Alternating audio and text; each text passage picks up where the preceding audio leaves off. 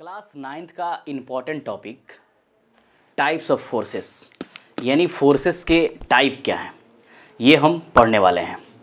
इसके पीछे वाला वीडियो आपने नहीं देखा है तो आप आई बटन से देख लीजिए, उसमें आपको फोर्स के बारे में डिटेल्स मिल जाएगा और इफ़ेक्ट ऑफ फोर्स भी मिलेगा कि इफ़ेक्ट ऑफ फोर्स क्या है।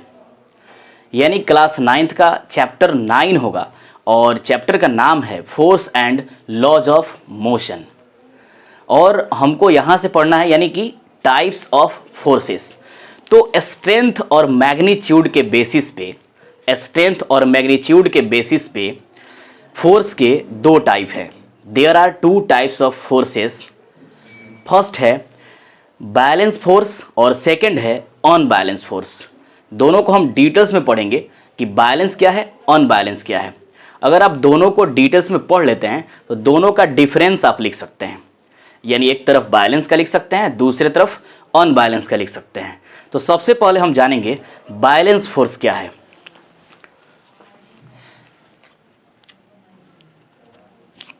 Balance force, forces acting on an object which does not change the state of rest or of uniform motion of it are called balance force।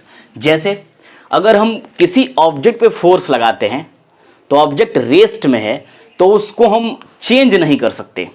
यानी कि किसी भी object पे फोर्स लगाते हैं, ऑब्जेक्ट रेस्ट में है और फोर्स लगाने से उसके स्टेट में चेंजिंग ना हो, वैसे फोर्स को हम क्या बोलेंगे, बैलेंस फोर्स बोलेंगे। जैसे मान लिया जाए एक वॉल है, ये इस पे कोई पर्सन फोर्स लगा रहा है, तो जैसे ही ये फोर्स लगाएगा तो इसके स्टेट में कोई चेंजिंग नहीं होगा। यानी यहां पे रिजल्टेंट क्या होगा, रिजल्टेंट इज जीरो। यानी कि रिजल्टेंट क्या होगा, जीरो होगा।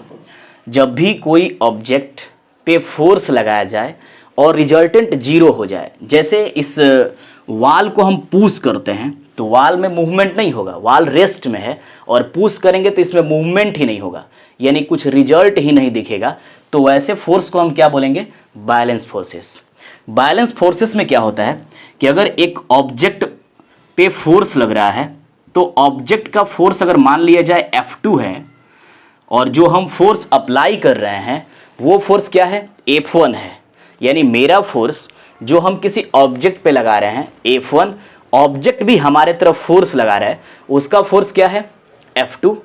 और दोनों फोर्स जब आपस में इक्वल हो जाते हैं यानी कि सेम हो जाते हैं तो रिजल्टेंट क्या हो जाता है, जीरो। यानी कुछ मूवमेंट होगा ही नहीं, यानी कुछ इफेक्ट दिखेगा ही नहीं। तो वहां पे हम क्या बोलेंगे, बैलेंस फोर्स। यानी F1 इक्वल टू F2, दोनों फोर्स आपस में इक्वल होंगे, रिजल्टेंट जीरो होगा, यानी कुछ मूवमेंट नहीं होगा। ऐसे फोर्स को हम क्या बोलते हैं, बैलेंस फोर्स। कुछ एग्जाम्पल हो सकता है, पुश द वॉल।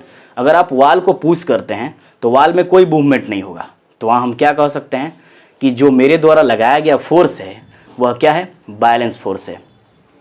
एक दूसरा एग्जाम्पल हो सकता है पुश द बैलून, यानी कि बलून को आप पुश करते हैं तो वो भी एक बैलेंस फोर्स है। इसको याद रखिएगा, पुश द बलून, क्योंकि जब भी हम बलून पे फोर्स लगाएंगे तो इक्वल और अपोजिट फोर्स लगता है, यानी दोनों तरफ से फोर्स लगता है। जैसे सपोज कीजिए बलून है तो हम फोर्स लगाते हैं तो इस साइड से भी फोर्स लग रहा है और अपोजिट भी फोर्स लग रहा है, दोनों साइड से इक्वल और अपोजिट फोर्स लगता है, जिसके चलते रिजल्टेंट जीरो हो जाता है। और रिजल्टेंट जब जीरो हो जाएगा तो वहां पे कौन सा फोर्स होगा, बैलेंस फोर्स। यानी कि पुश द बलून भी एक बैलेंस फोर्स है।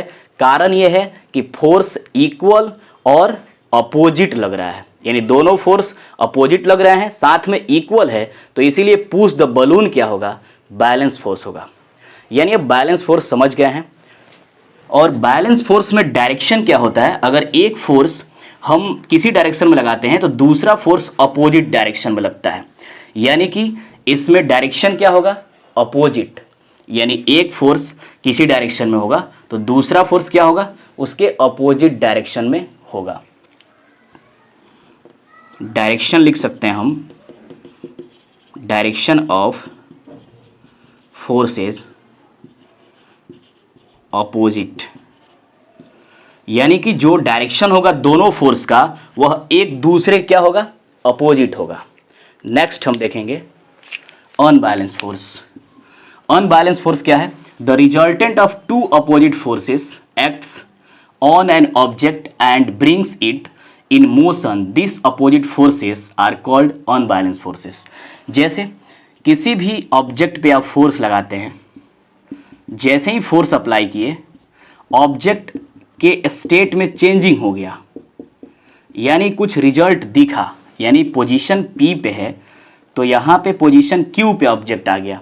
यानी जब भी किसी ऑब्जेक्ट पे आप फोर्स लगा रहे हैं तो उसके पोजीशन में चेंजिंग हो गया, यानी कुछ रिजल्टेंट दिख गया, तो यहाँ पे जो फोर्स लगाया गया है वह कौन सा फोर्स होगा?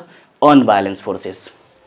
मान लिया जाए कि जो हम फोर्स लगाए हैं F1 है, ऑब्जेक्ट भी उधर से फोर्स लगाएगा F2, तो यहाँ पे क्या होता है, F1 जो होगा बड़ा हो जाएगा F2 से, तभी इसमें मूवमेंट होगा, यानी one force greater than another force. इसमें एक फोर्स दूसरे फोर्स से बड़ा होगा और रिजल्टेंट कुछ ना कुछ होगा, यानी कि अगर रेस्ट में है तो मोशन में आ जाएगा, या मोशन में है तो उसको हम पुल करके रेस्ट में ला सकते हैं। रिजल्टेंट कुछ ना कुछ हो और एक फोर्स दूसरे फोर्स से क्या हो, एक फोर्स दूसरे फोर्स से क्या हो, बड़ा हो, ग्रेटर हो, तो वहां पे जो फोर्स लग रहा है वह कौन सा फोर्स होगा? Unbalance force. इसमें अगर डायरेक्शन की बात करें तो सेम डायरेक्शन, दोनों फोर्स का डायरेक्शन क्या होगा?